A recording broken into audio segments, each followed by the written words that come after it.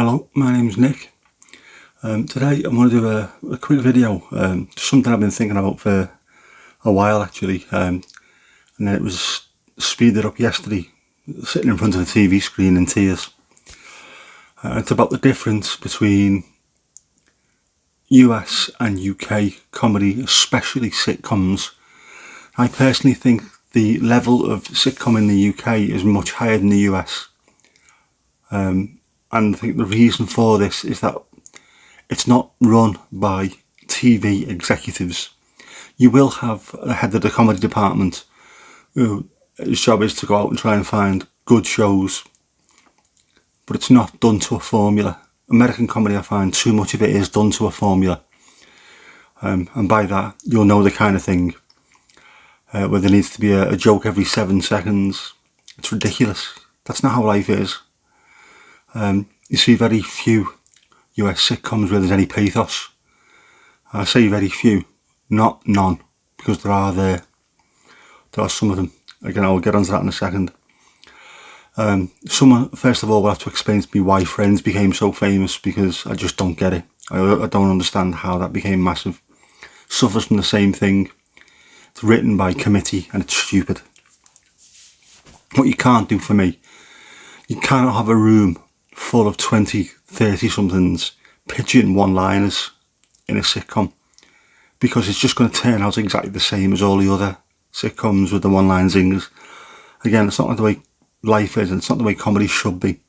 If you have a look at like the royal family over here, there's not a joke every 7 seconds. Sometimes there's absolute silence for minutes and it's still funny.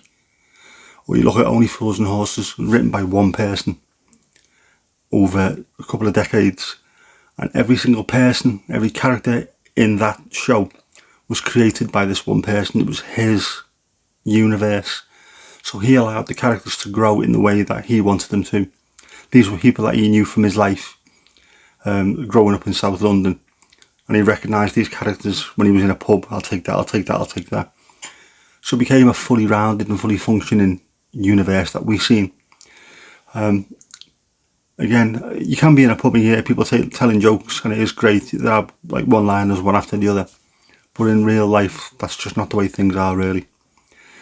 So they need to get away from that and get back to what has been done in the past in the US. And again, this will get me on to what happened yesterday, while I was in tears in front of the TV like an absolute sap that I am. One of the things I do at the moment is I'll tend to go to bed just before midnight, because on a channel called Great TV at midnight, they show reruns of MASH, the old 70s sitcom set in a Korean War mobile army surgical hospital, and it's an absolute work of genius.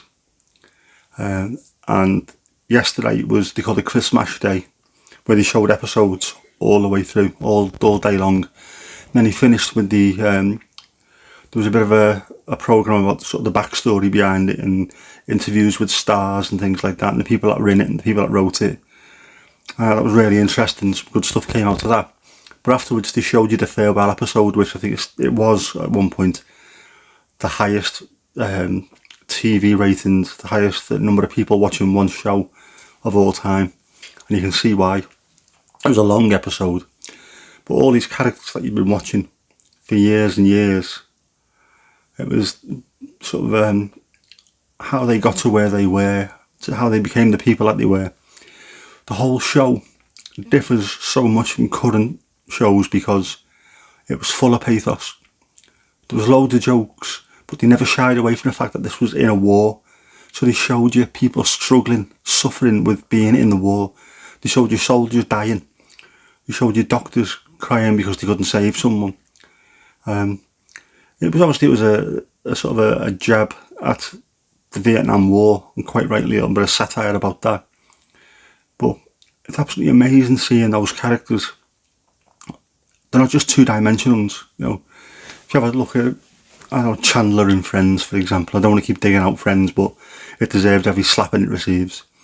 He's just the most cartoon character you can possibly have. Just constant one-liners written for him by people wearing the baseball caps back to front. No offence, Daniel. But There's got to be more to it than that. There's got to be more. MASH had that pathos. So I was sat in front of the television screen because it was the last ever episode, and there was loads of little emotional heartstrings being plucked all the way through it. Sat there with bloody tears in my eyes. If you can do that, in the same way the royal family, when Nana dies, the last sitcom I ever cried over was that. It's an amazing thing to be able to do, to switch on emotions one after the other, all within the space of either a half-hour show or an extended version of that show. Doesn't have to be cartoon characters, just quick-fire jokes.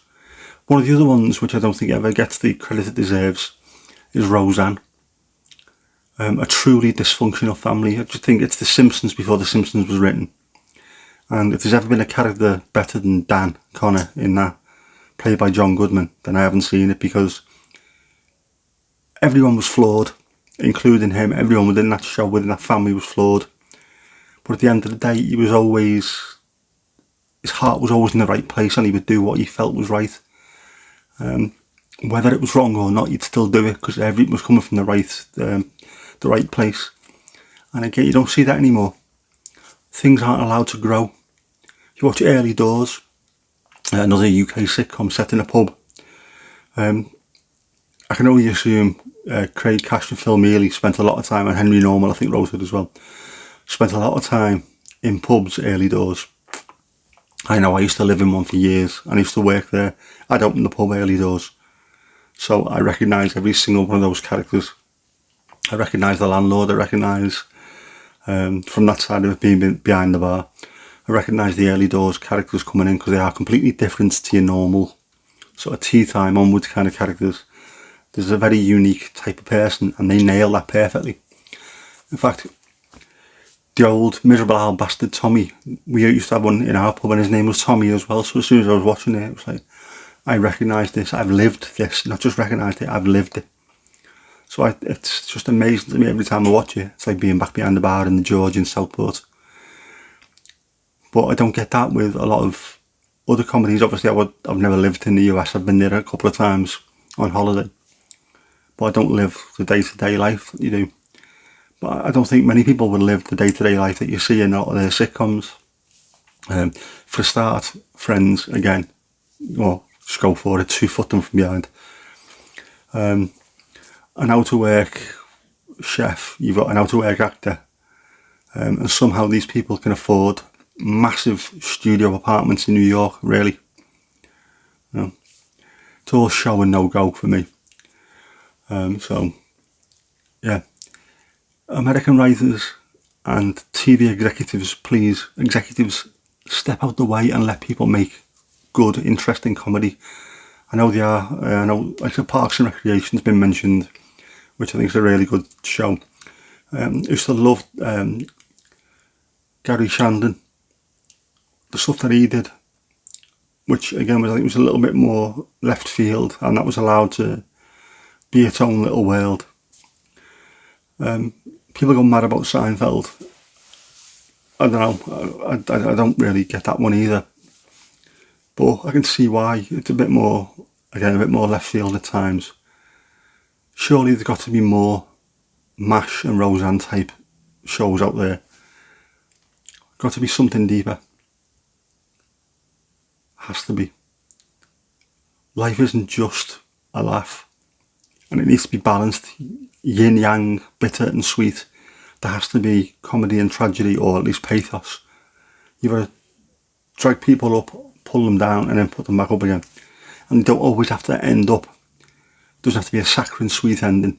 You can leave people deep in the shit at times. Just let them be deep in the shit. Nothing wrong with that. It's life. It's the way things should be. Anyway, this short video is almost 10 minutes long. I just never shut up when I get going, really, don't I? But yeah, if you ever get a chance and you haven't watched it, go and watch MASH. If you can, it's absolutely amazing. The characters are very, very believable, very rounded, and because it was on for such a long time, it was 11 years it was on for, the actors were able to really develop those characters and give them a real depth of personality. And it feels at times that what they're portraying is genuinely from deep within them. It's amazing.